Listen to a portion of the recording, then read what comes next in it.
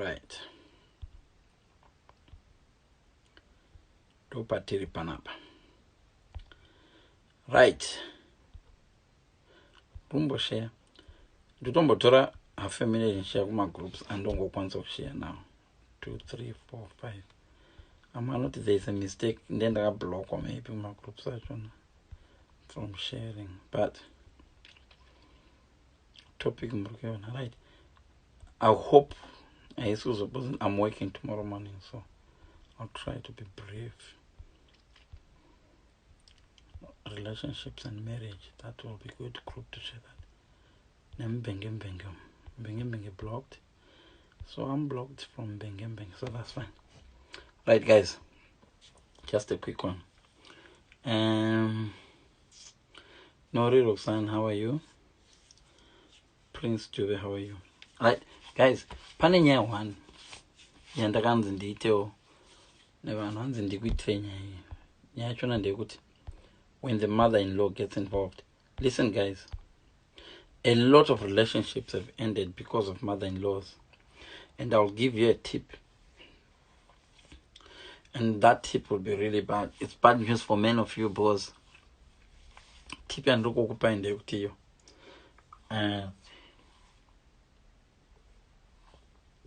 guys, whenever the mother is involved, you will not win.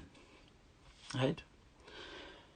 The best way to deal with a mother-in-law is to go with her. Listen, you'll never win that bet with your mother-in-law. You'll never. Actually, I'll try. See, Mazazadama. The guy in go kokore Mazazadama. I'll try to use it one. I hope it won't be annoying to you guys, because I really feel like it. Listen, guys. The mother-in-law battle, yeah, no one wins it. I don't like to use the word mvana because you guys use that word. I think it's disgusting, that word mvana. Word mvana. Muna wana ni mwana wake. Shamari, kana kwana mkadza ne vana vake ka. Kana ida relationship yako ifambe.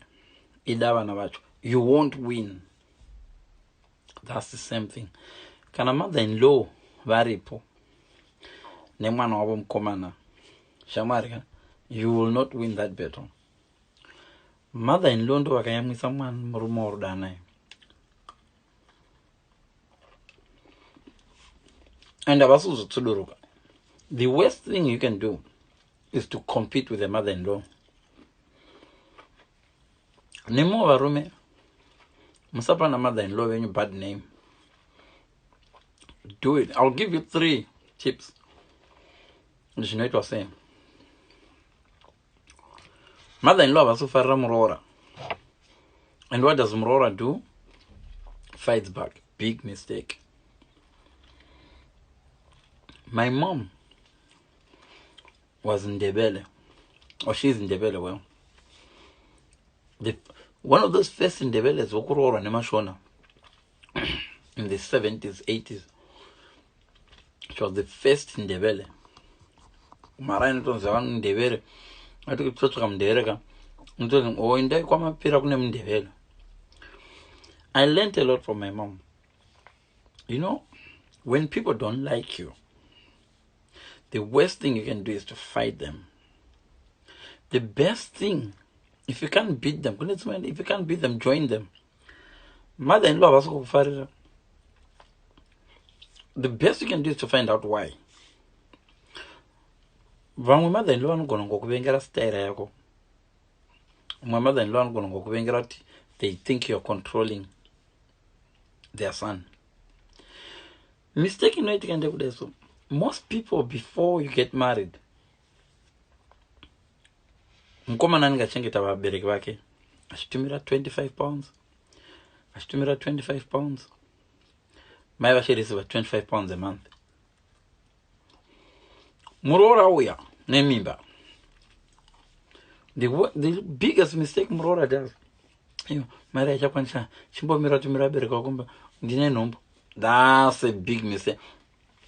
Unaona zvinoitika mai vari kuona kuti mwana wavo wakayamwisa zamu vakaendesa kuchikoro vakamudzidzisa mari yaiuya ichingodai every month. As soon as kwauya kamwe kamutorwa kana mazamu nemagaro kadiwa nemwana wavo, the mother-in-law she doesn't appreciate your beauty, and she doesn't appreciate that the son loves you. What she doesn't like is change. Many people struggle with change, right? Let me tell you guys, the best way you can deal with this situation is to join her, right? This is what I normally do. This is what I would do if I got married. Kana mai vangu vachida mari, ndinayo mari yekuvapa, I'll give it to your woman, give it to your wife, and make it look like it's the wife giving the mother. Write these notes. Nyorama notes. When the son is giving mari kuna mai vake, he should do it through mrora. This sume kuti chindiro chinopumba kunobva chimwe. Oti hanzi kudya kunozadziswa nekudya hanchazichi.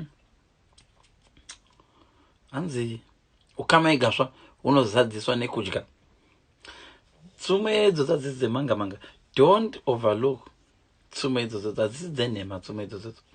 Tsume yekuti ukama igasva unozadziswa ne gasva kureva kuti chinhu chachina kuzara. It's half full or half empty, whatever you want to say. Saka ukama igasva, but unozadziswa nekudya.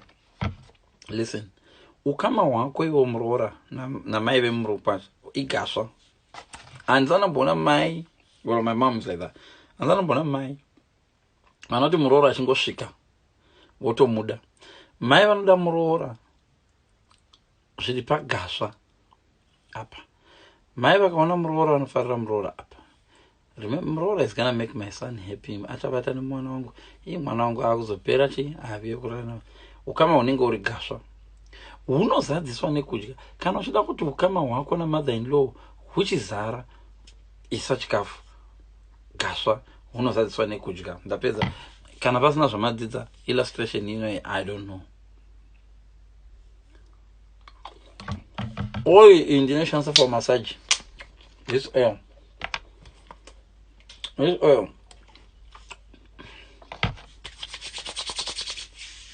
Sometimes I use it for that. I use baby oil. Sakanga. Mama today. I can use this as massage oil. The rest you have a history.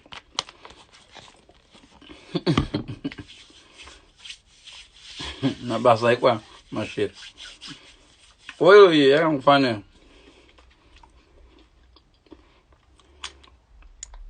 Ndaure. Msadisturba wani nenye oil yangu. Oil ndiya bay.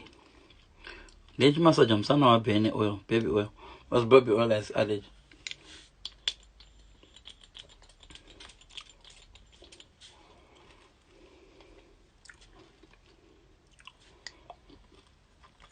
Smell nice.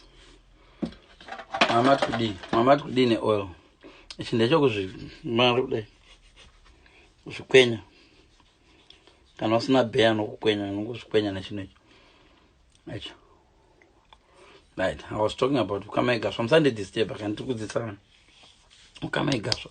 So listen guys, if you want your woman to be close to your mother-in-law, sadzisa kudya.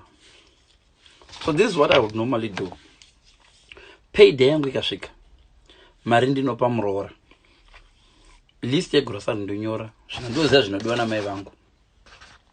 But pakuenda manje muroora anoita senge ndiyari kutenga. Mama ndatambira.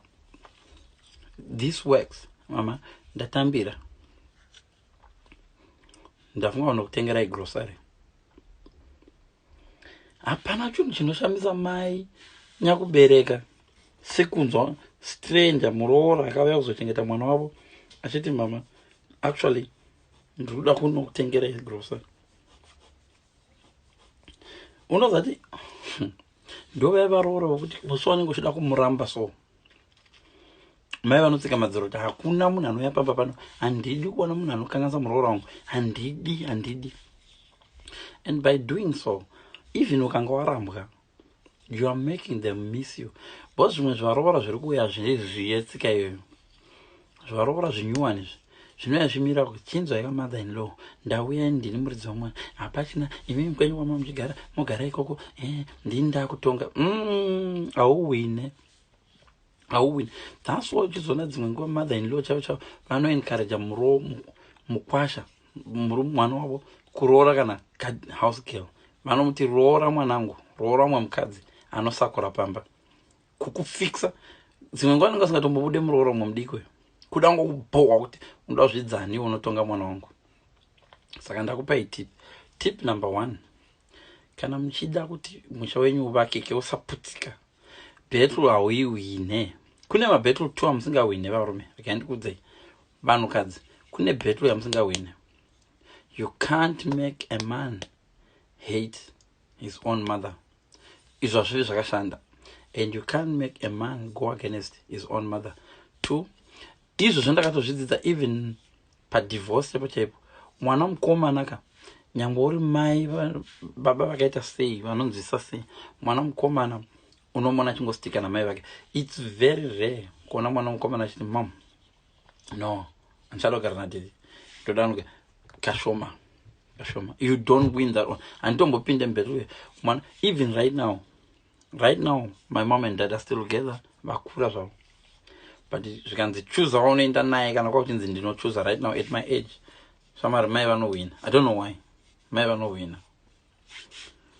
So what I'm trying to say is, guys, you can't win that one.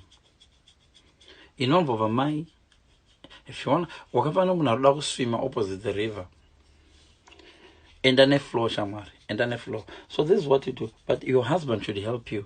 Husband anoziva zvinoda mai vako. Anara birthday paya muroora kuti mama birthday renyu ndoda mbokuendesa, anoti ndoda.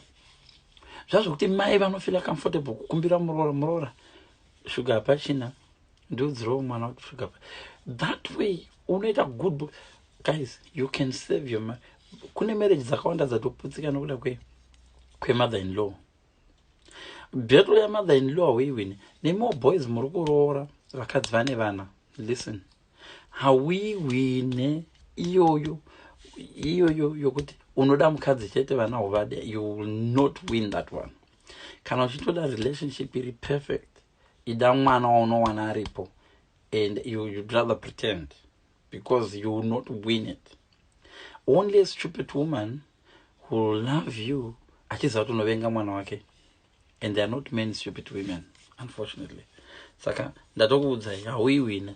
The only way you can get 100% love from munhu ane vana vake is to involve the kids. Wotoinvolva iwewe vana vacho murudo imomo. Hapana chinhu chinonakidza munhu ane mwana wake. Ivava munoti mvana. I don't like to use the word mvana. Semurume anouya achiti usarova mwana wangu shamwari, please usarova mwana wangu. Mutsiure zvakanaka. Mwana wakawana aripo achirohwa, kudza vanhu vakuriwe. No, please usarova mwana wangu. Ngatimudze zvakanaka. I love this kid. Omuhaga uti please usarova mwana wangu. Mwana wakawana uripo shamwari, unopiwa yose. Unopiwa kuseri nekuseri. Mai vavano anoenda kubasa achiti ndine murume. Mistake yamunoita kuti mwana chacho chinokutuka. Chicholo hauchiteti vangu. Mai vovuya neshamo paka. Iwoti rova. Mai vanenge vachiranga mwana wavo ka, but deep down vanenge kamwe karegret kanongana kuti, but why mwana taura chokwadi havasi baba vake enda havasi mutoita zviri fair anyway. Maybe I'm wrong. You will not win that one. Saka ukaona vana varipo, ida vana, tanga nekuvana, you will have a perfect relationship. How divide munhu akayamwa zamu pane involve feeding, zamu, breastfeeding. Don't get involved. You will not win it. panongoinvolva kuyamwisana zamu chete.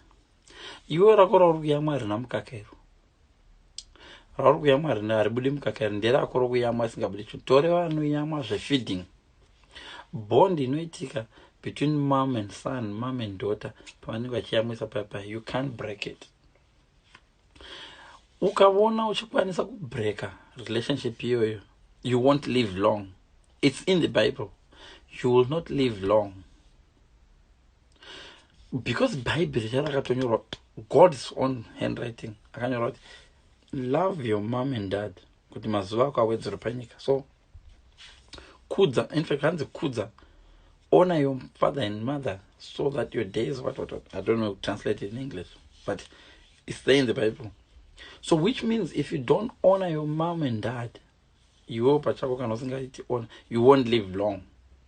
Sakureva kuti iwo kana uri murorewo ukasvika ukavenga mbuya washa, iwo ukafurira murume wako kuti avenge mai vake nokuti iwo neStonian, kureva kuti murume wako haasi kuzolive long, hamuchembedzani, anofa ari mudiki. Zvirimo muBhaibheri, handisi ndakazvinyora, makanyorwa kuti kudza baba namai vako kuti mazuva ako epanyika awedzerwe, which means ukarega kudza baba namai vako unokurumidza kufa. I'm interpreting exactly zvinhu zvandakaona zvekudai kuna Philippi 4 verse 4 handichazivi zvangu, I don't know, but inotodero vhesi yacho kuti mazuva ako epanyika awedzerwe, kudza baba namai vako kuti mazuva ako yose. Saka iwe ukaona mwana achikudza murume wako kwakuda kuti ararame longa, mubetsere kukudza baba namai vake. How do you do that? By honoring them. How do you honor them? Unovabetsera uchita trick ndakudzai. Iwo kana uchida kudiwa nekumukadzi, mukadzi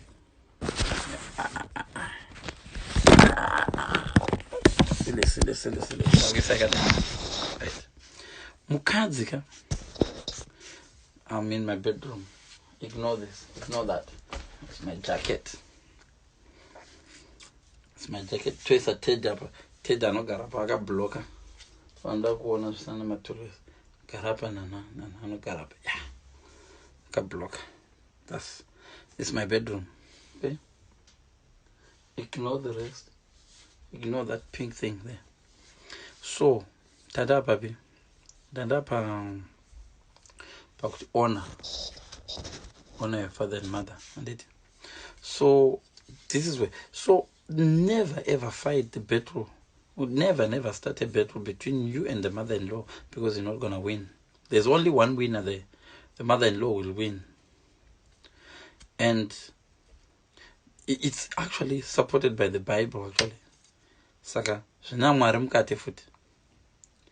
Apafi wakambofurira murume wako kuti avenge mai vake nokuti mama wako vandishauda vatuke. Vamwe venyu kamuchita bonde muti manakirwa muti tuka mai vako. Musanakirwa zvokusvika pastage iyoyo, munokanganisa madays emunhu. Akanzi kudza baba namai vako kuti mazuva ako epanyika awedzerwe. Ndizvo zvandada ngokudzai.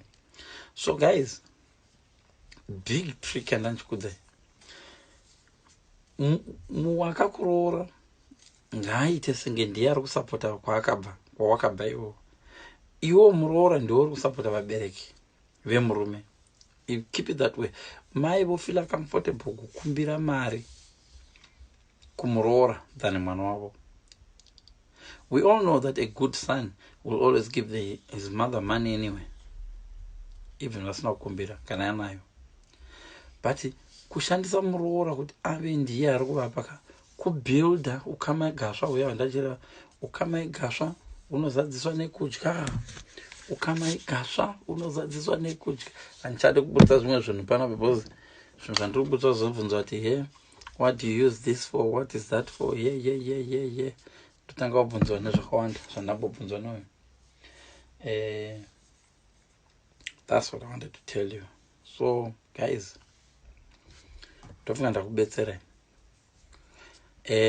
Zviri kuitika stereki. Pane marelationships hobo akatopera nokuda kwokuti mbuya mai vemwana, mai vemurume vakatoramba. Awiwine, ndatokuudzaini. amuiwina. Ukavenga mai vemurume uri muroora huiwine. Unogona kuiwina temporarily but haisvike kumapena. Chero extra time haisvike.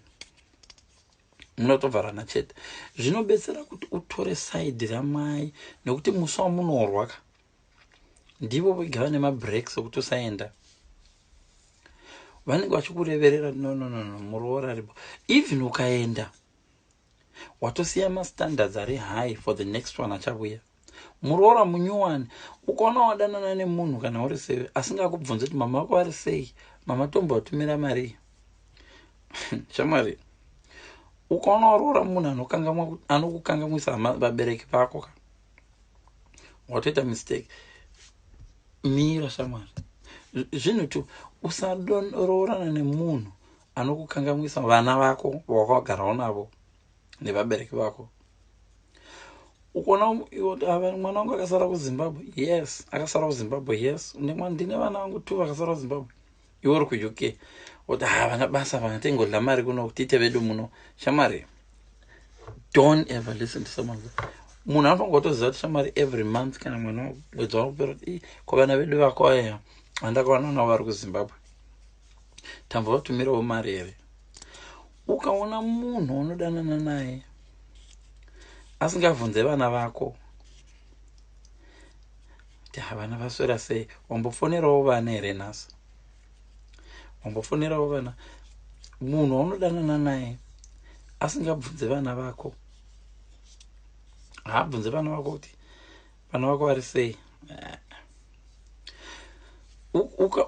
Ukatora side rokusapota, let's say ukagara uchisapota mai vemurume wako kana kuti mai vemukadzi wako, pamunonetsana paya pamunosvika kumapena chako vanokureverera no usadero murooro wedu ari right uyu, ndiwe uri wrong mwana wangu, ndiwe.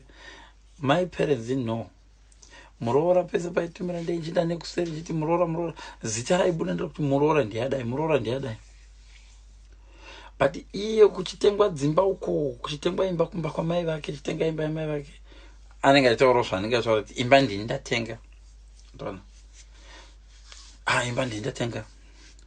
Zvinoitika izvozvo, but I'll be honest with you guys, you are safer on the mother-in-law side than going against. You will not win it. You will not win that battle. The battle against the mother-in-law haiwinwe. Wakafanana munhu anofarira kuwina half time. Iro bhora chipera ine 90 minutes. Ungangoiwina ipapo but hauwine. Mai nemwana wavo vane bondi inotyisa. Breastfeeding yakaoma. Saka wakaona munhu akaita breastfeed, relationship yevanhu vaka breastfeedana hauibhite. You can't beat a relationship yevanhu vaka breastfeedana. Azviite.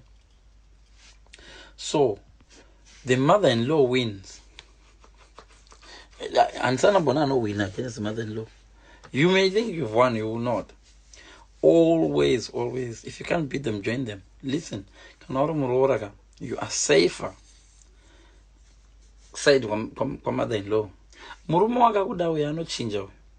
Mother-in-law vakakuona kuti uri too much, vanomutsvagira boyfriend, vanomutsvagira girlfriend, vanomutsvagira, trust me. Kuchechi kwavanoenda kuchina vakachema mother-in-law muchechi vakati murooro ndinaye anondishungurudza.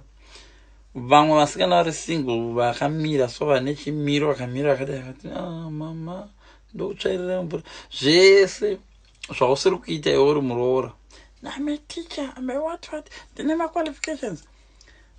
Tunoita tuvasikana tokuruzeva, ukawana musikana wokuruzeva akagara so nenhumbu so matriplets emurume wako, ukafenta iwe mother-in-law varivo vati pinda ako mubedroom amurare, and the mother-in-law will win. Don't mess with the relationship between mother-in-law and the son. Mother-in-law and the son, you can't separate them. Mother-in-law and the daughter, if you want, you can try it. Kuzodyiswa kwese kwamunoita uko, kudyiswa kumwe zvimwe zvamuri kudyiswa izvi, muri kudyiswa because muri stubborn. Muri kukondana nana mother-in-law nana mbuya, unodyiswa. Mbuya wacho ngavazive kuti But is it enough? Could you nema in-laws here? No. But kune vamwe vanogara murelationship vakarangwa avo vachidiwa nema in-laws. Ipapo pari tricky because what you're doing kana uchiwira nema in-laws uri kusiya challenge to the next one. Iwe yako relationship inogona kupera yako relationship inogona kupera, but muroora ari kuuya manje akauya achishamisira asingade hama challenge yawasiya iyoyo yakapenga because vanenge vachiti but muroora ifana aimbotibikira mabhanza aimbotitipa mabhanza zvakazouyawo izvo ani seiko hatombocherikana mvura yokutsime wasiya level. Zvakafanira murume anga achinzwisisa akaramba nomukadzi. Kune vanhu vese vari kuroora vakadzi vakamboroorwa vakamborambana nomwe. Just know that you're competing with somebody. Don't be reluctant zvokuti usarelaxa zvazvofunga kuti ndamwana ari single. Shamwari, pane zvakasiya zvaitiwa neaivapo. Ukapotsa unogona kutoita worse. Zvazvokuti uri busy kudana nemusikana wako anenge ari busy kufunga ex wake. You don't want that. Saka kana uchipinda panew relationship, shamwari, ziya kuti pane vakambopfuura nepo usati wauya. If you can ask, unotobvunza naye vakomana, chii chaunofarira chaitwa naex wako? Vanhu vanofunga kuti it's insecurity. It's not. Unodowana mahints kuti shamwari, up my game. Kuna mwasikana anototi achidana nekuti ex wangu akambonditengera mota. Izvo tozviziva, vanenge vachidaita fundraising kuti wokompite. That's stupid. But kune zvimwe zvinhu zvine sense kuti ex wangu aindigezesa tsapu, aindigezesa kuwangu ati wangu asingagona kufamba here, aindigezesawo. Watoziva level because vazhinji venyu muri kuita kuti mapartners amunawo manyuwana aregret relationship nyuwani kuti chandakarambira ex wangu kumana ndo chii chandiri kuitira izvo. Bonde racho moita 21 seconds. Apa baba vacho vakarambiwa vekutanga vairova hour vachibvunza kuti wabho here, ndichirega here. Zvino iwe ngonono munoita kuti vana ex vafungwe. Inini what I would suggest, kana uchipinda pa new relationship, shamwari, try by all means to be unique and try by all means to be nicer. Kana uchiresearcha kuona zvaidiwa zve, because hapana chinhu chakaipa sokufunga sokuti mai mwana vati kana vachiendesa vana kuweekend vaita senge vachakweva ex wavo kuti uyavo zvondibetsere. Anotanga kunaya matext messages vanhu vakadzokerana muchidanana so ukazvaregwa vana naex. Trust me, mukadzi anenge asingambokendinge because the same surname anotofarira kuti vana vake vaite same surname than kuinvolva mwana nyuwa ndane open. So if you're going into a new relationship, make sure uri kukompita naex wausingazivi kana kuti waunoziva. And imiwo futi vari kudanana nedzimwe nyika, please maZimbabweans, kana muchinorooro dzimwe nyika, please remember muri kurepresenta Zimbabwe, munotisvibisira zita. Hatiri zvokuzofamba chinzi maZimbabweans takadai nokuda kwako iwo wakangodana nemunhu wani ukaita zvetsvina. That's why muchiona vari kuSouth Africa muri kunyatsogona kuti represent, because mbiri yenyu kuti muri good kuSouth Africa iri kufamba chaizvo. Vasikana kuSouth Africa vari kukudaisa, so you're doing very well. But kana mafunga kudana nemanigerian, please, nemo vanhukadzi, in time no actor vazive kuti vasikana kuZimbabwe vanogona. You are representing our country. Hatidi kuti mushorese nyika yedu mazviwa, musatishoresa. Kana uchidanana neforeigner, please up your game. Toda kuti Zimbabwe isimukire. Tapedza name. Good night. I couldn't wait to eat this. So guys, I hope I've helped you. But mother-in-law aiwinwe. Wese akaenda against mother-in-law ukazomutarisisa 15 years later agara ega. Kana kuti akasiya mother-in-law auwine, ukavengana na mother-in-law auiwine. Vanhu da try, kana wakaiwina shamari, it's temporary. Auiwine. Mother-in-law, my advice, If you can't beat them, join them. Mother-in-law havadyiwe vakafana nezano. Mother-in-law vakafana nezano PF havaruzi, chero varuzi havaruzi.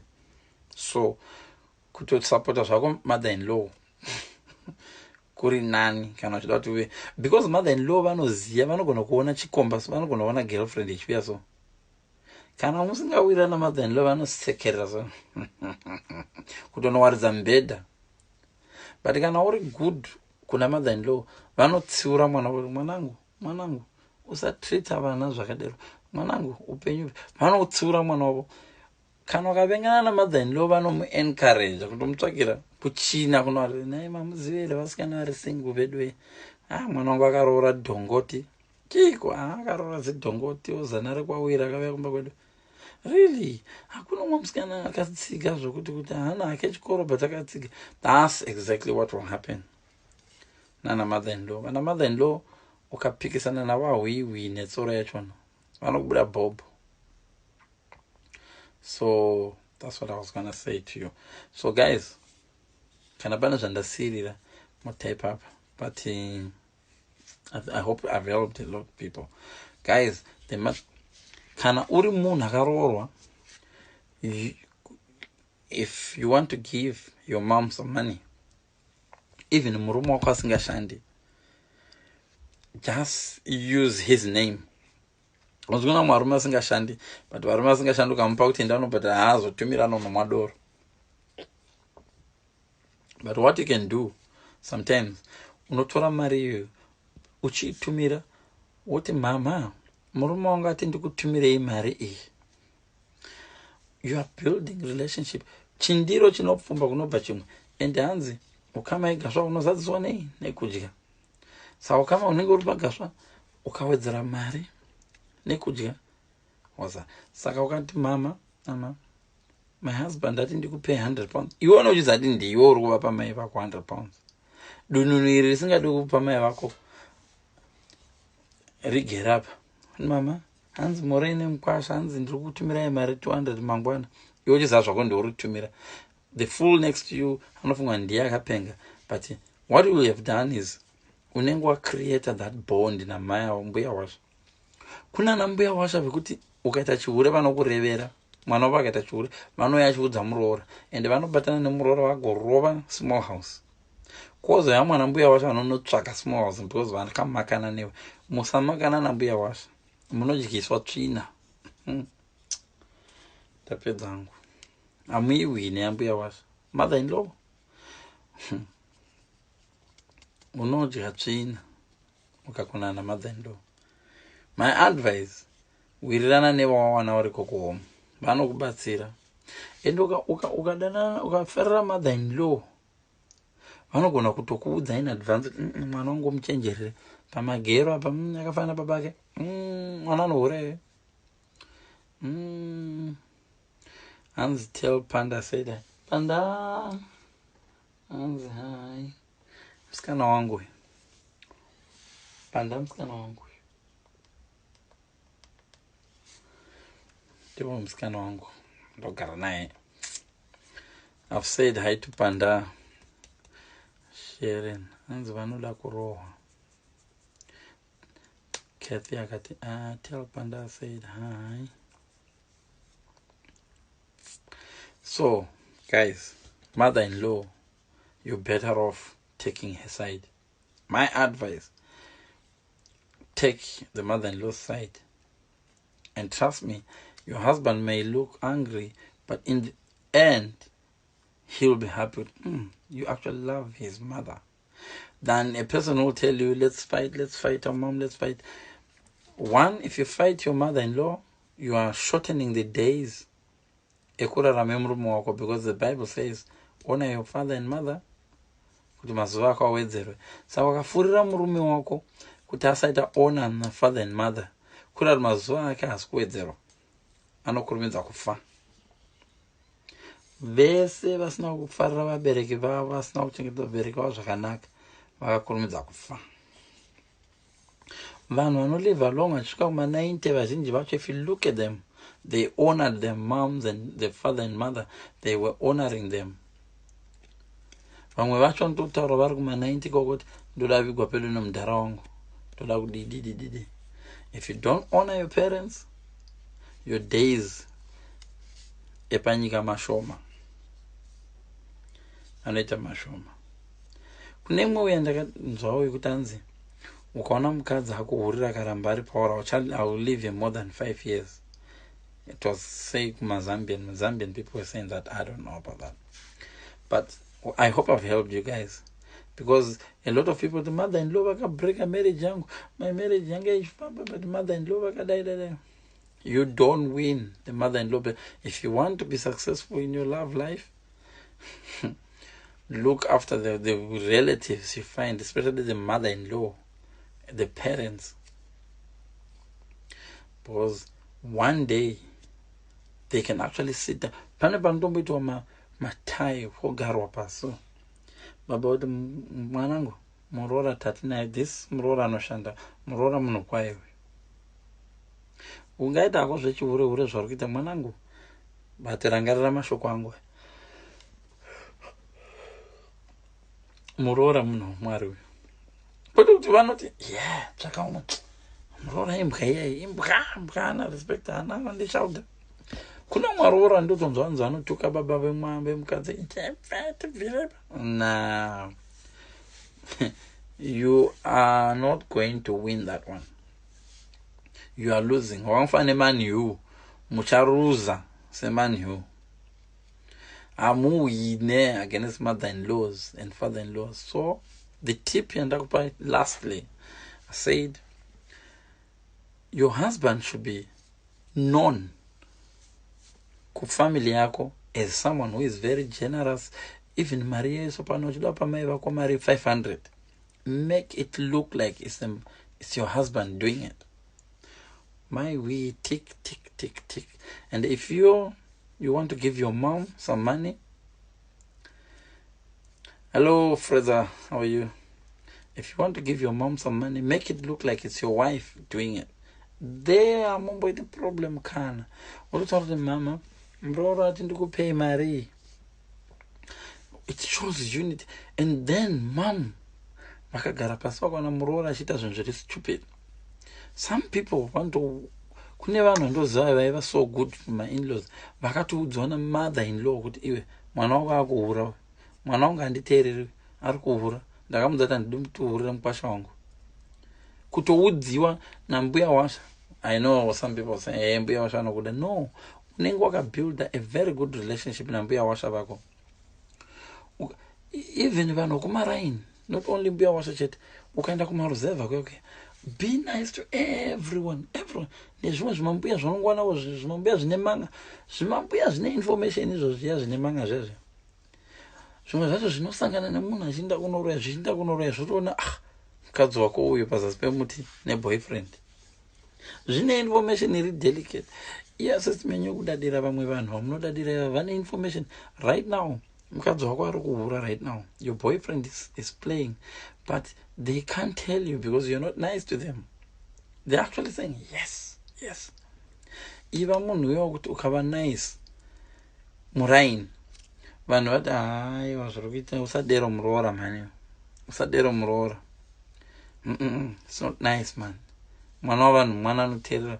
Pototi vanobati yes zvariwana rigari huribwe.